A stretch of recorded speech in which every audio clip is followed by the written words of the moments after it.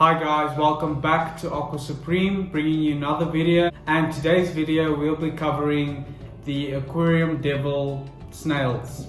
Yes, those ones. The pests that you guys get in your tank. Well, to some people, to people like me, they are an absolute infestation, parasite, whatever you name it. Yeah, that's what they are to me. So I'll be covering everything you have to know about these snails and want to know the positives they bring to your tank, the negatives they bring to your tank, and what snails are. So if you want to find out more, please stay tuned, watch to the end of the video, and I hope you enjoyed this, guys. Let's get into it.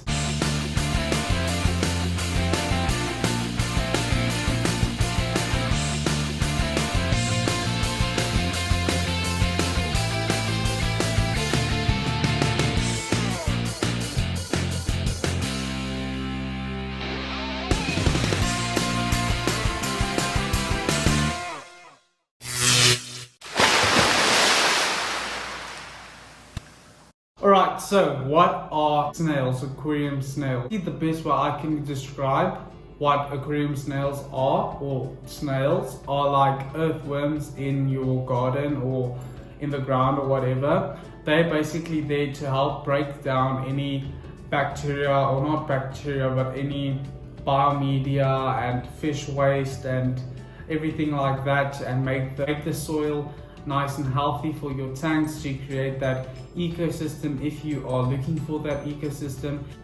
So yes, that is basically what snails are, aquarium snails are, and they can be beneficial, even though I see them as this monstrosity of a being. They can be beneficial to your tank, and let's find out how. Okay, so starting off, how do these snails enter your tank, these aquarium snails?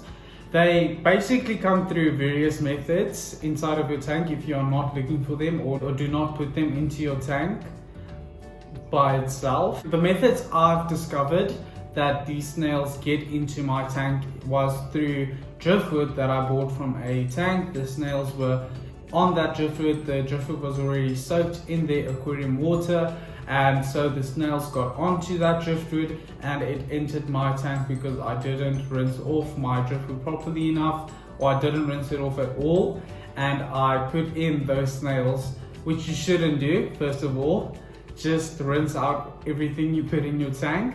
But yes, that way these snails entered in my tank, and I got rid of them. I cleaned out the tank completely, drained out all the water. I let it dry for about a week's time, and most of them died. There were a few, but most of them died. And I did add some aquarium snail killer into the tank water, so that took out most of them.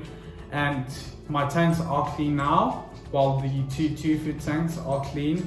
And then in the 3 foot tank that I got there are a plethora of snails. There are a lot of them, and the method they entered was I bought a bunch of plants on that video of my huge plant unboxing video, and on those plants, or with those plants, some snails came with, and they obviously got into the tank in that way. I did rinse out my plants. I did take out a lot of those snails, but they still managed to get in. You can't get rid of all of them, and most of the times there are eggs that are laid on your plant leaves and so forth.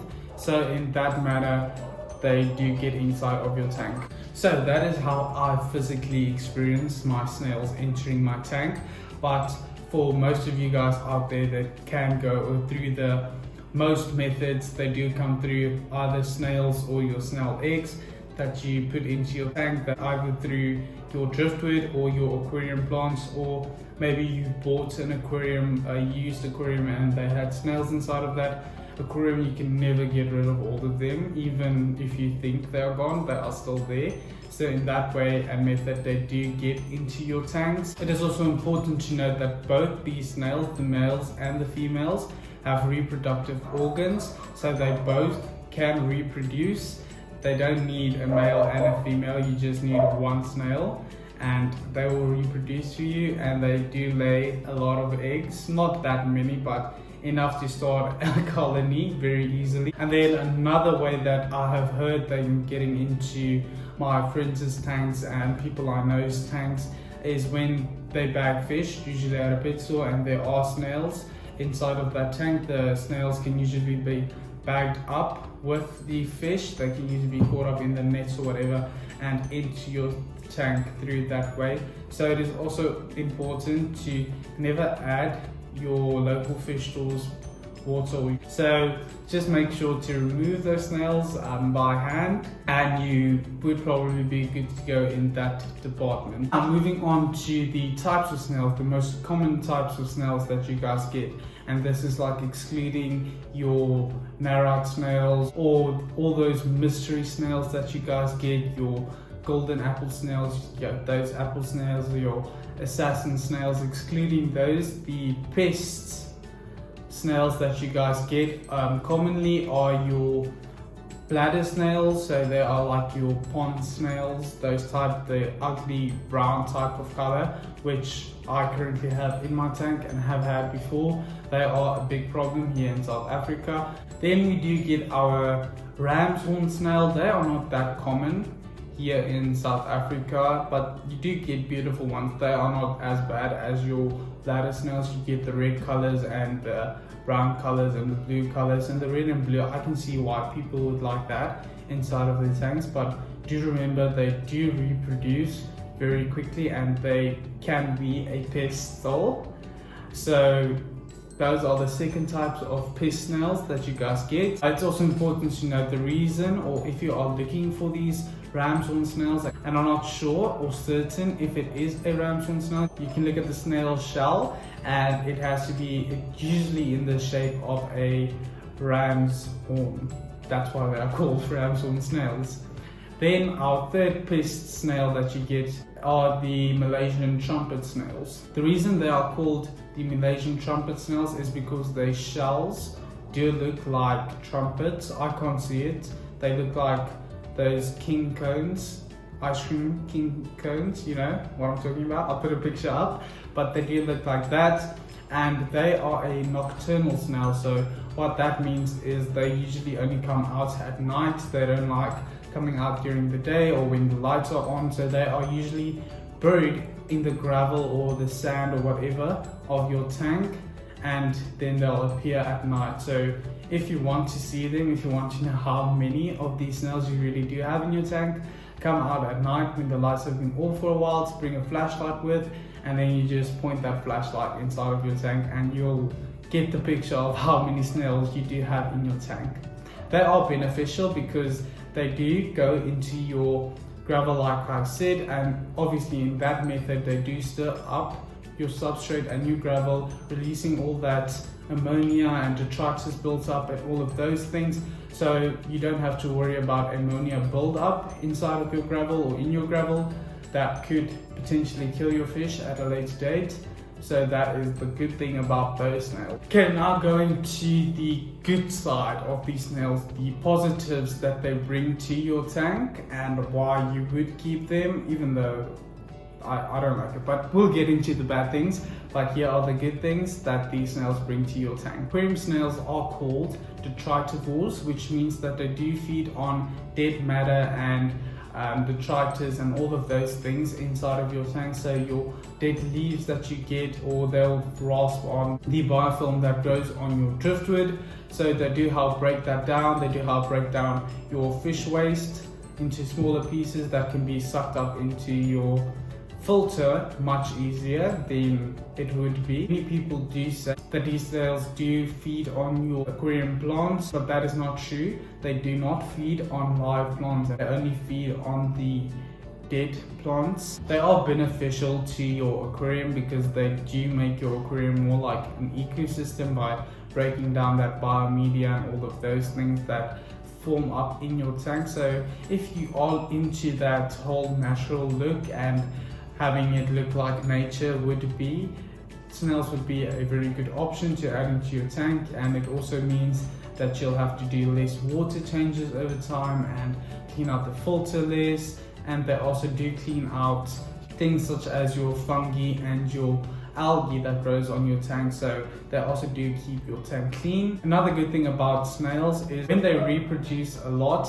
you can take those snails, you can crush them up and you can feed them to your fish. Or what you can do if you have a puffer fish or loaches inside of your tank, your yo-yo loaches or your tiger loaches, your tiger loaches, you can feed them, or they do eat the aquarium snails, all of these snails that are in your aquarium, so that is a good thing. It's like a free food to them that you do not have to pay for. You do have many of them and you do not want to get your loaches or your puffer fish to eat these snails, or you don't want to get rid of them manually by removing them or putting in some type of medication. I don't think it's called a medication, it's more called a poison than a medication, but they do get rid of your snails. If there are a lot of them, you can sell like the beautiful color, the ramthorn or the trumpet, or your other type of snails like your mystery snails, your assassin snails, all those type of snails. Then you can sell them to people and you can get a bit of money from it, so it's not a huge waste from having so many snails in your tank. They are an indicator of how much you overfeed your tank, or if you do overfeed your tank indeed. They obviously eat the food that falls to the ground and that way they reproduce. If there are no food, they can't reproduce. Also with your algae, they eat the algae, and that can give you an indicator of how long your light is on, or if you should add any type of medication to your tank.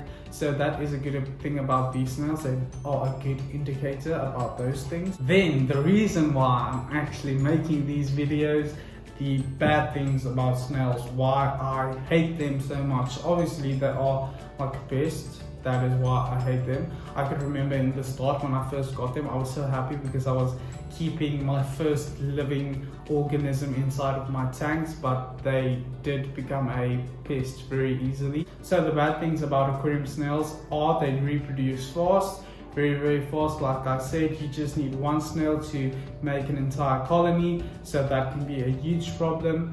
But just remember, you can obviously stop overfeeding your tank and the snail reproductive system would be less. They do compete for your food, your bottom dweller food, so the food that's sink to the ground that are used for your corridors or your bristlenose plecos or your shrimps. They do compete for that food, they do eat that food, they do climb onto that food, and then your fish and your shrimps and all those things obviously don't have any space, or they just don't feel like eating that type of food that you put inside of the tank, so that can be a bad thing when it comes to that. Another bad thing about snails is they do clog up your equipment. So if you have like a canister filter or an internal filter or a what's that called, hang on the back filter inside of your tank, they do get into your lily pipes or your intakes if the snails are small enough, and they do die inside of your equipment, clogging it up, or they might even stay alive. These snails are indestructible, so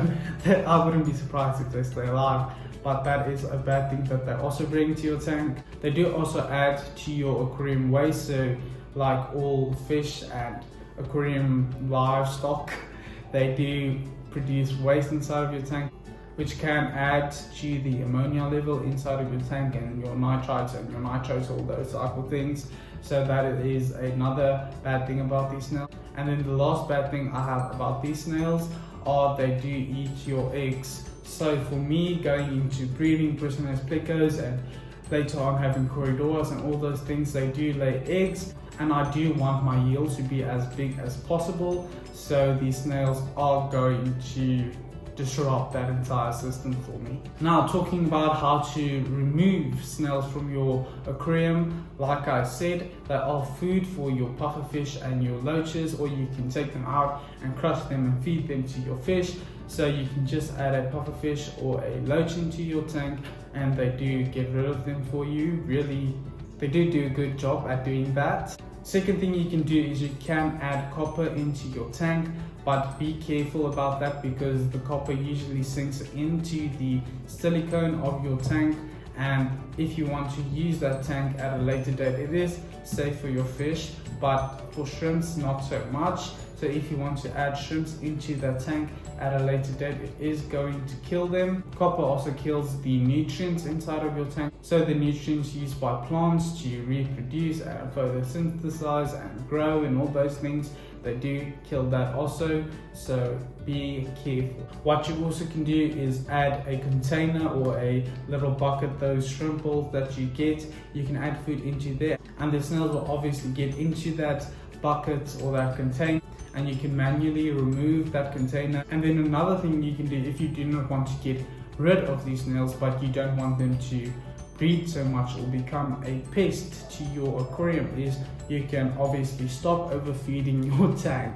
So that is a very good thing to do in many situations, is just to stop overfeeding. I know you like seeing your fish eat their food. That is probably the most exciting thing about this hobby, is seeing your fish eat their food, but dial it down a little. Once a day for your adults, it's fine. Maybe even once every other day is fine for your adults. The babies do need a bit more feeding, but yes, you get the picture. Do not overfeed your tanks. And that's going to be it for today's video, guys. I hope you enjoyed it. I hope you learned something, and hopefully you'll hate snails as much as I do, and then we all can work together to get rid of these snails. So thank you so much for watching, guys. Please, if you like what you saw, leave a like, drop a comment down below, and do subscribe. That's going to be it for me, guys. Peace.